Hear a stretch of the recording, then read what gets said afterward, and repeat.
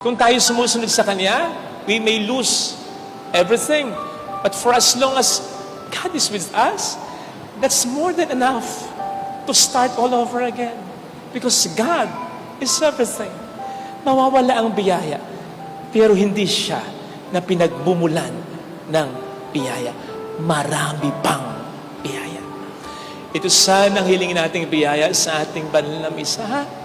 Pero sana ang challenge sa atin, maging bat pero ungunit din tayo ng Diyos sa isa't isa. Sa mga politikong nanonood ngayon, napakarami ng korap na politiko. Sana kayo ay maging bat pero ungunit ng Diyos sa amin. Yung bang maisip namin, maraming korap pero may natitira pang matino. Sa mga militar, sana nanonood kayo.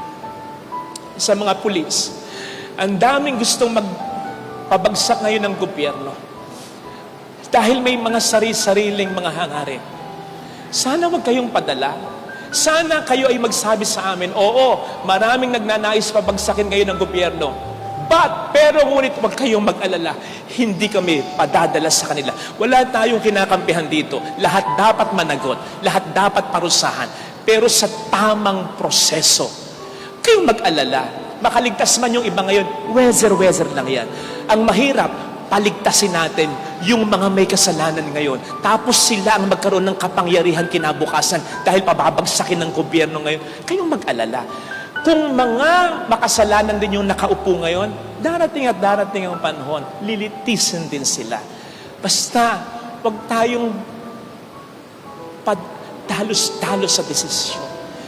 Para sa bayan lang at para sa Panginoon lang. Sana maging bad, ngunit pero din tayo ng Diyos sa isa't isa.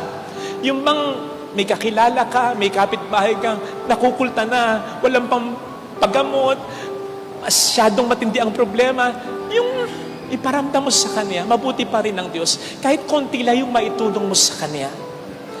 Sana maging pero ngunit tayo ng Diyos, lalong-lalo na sa ating pamilya.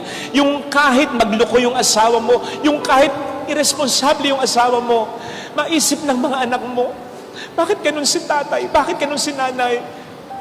Pero ngunit, okay lang, nandyan pa rin naman si nanay, nandyan pa rin si tatay. Sana maging pero ngunit tayo ng Diyos sa ating mga magulang. Yung bang mga kapatid mo, walang pangarap sa buhay, sinira ang kanilang buhay, o kaya ayaw alagaan ng iyong magulang.